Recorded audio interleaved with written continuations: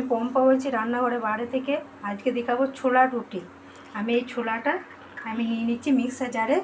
আমি এটা বেটে নেব। এখানে দিয়ে দিচ্ছি একটা পেঁয়াজ হাফ কেটে, 4-5টা রসুন দিয়ে দিচ্ছি।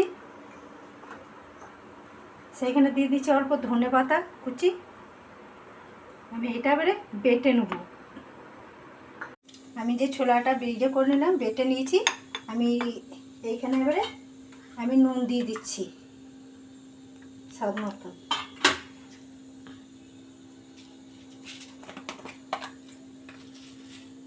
মৌরি দিয়ে দিচ্ছি।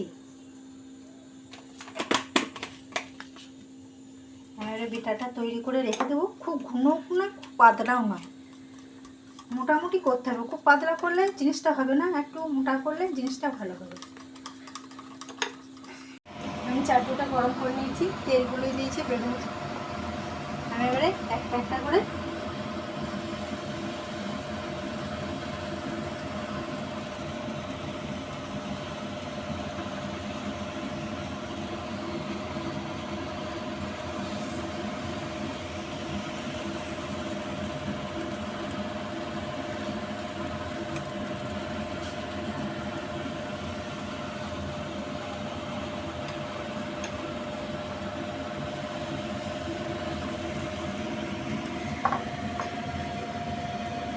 আমি এবারে আরেক পিঠ উল্টিয়ে দিচ্ছি।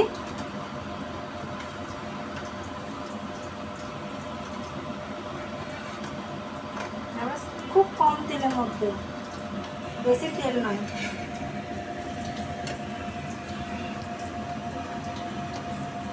বাহ, কি ভালো হয়েছে। যদি ভালো লাগলে একটা লাইক দেবে আর সাবস্ক্রাইব দেবে, দেখো খুব ভালো হবে।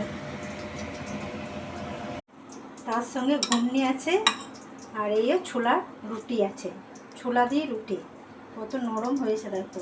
জিনিসটা বানাবে খুব ভালো হবে। বানাই খেলে ঘরে, বাড়িতে বানাবে এরকম করে। ছোলাটা সব ভিজিয়ে রাখবে, 1 ঘন্টা ভিজতে লাগে তো ছোলাটা।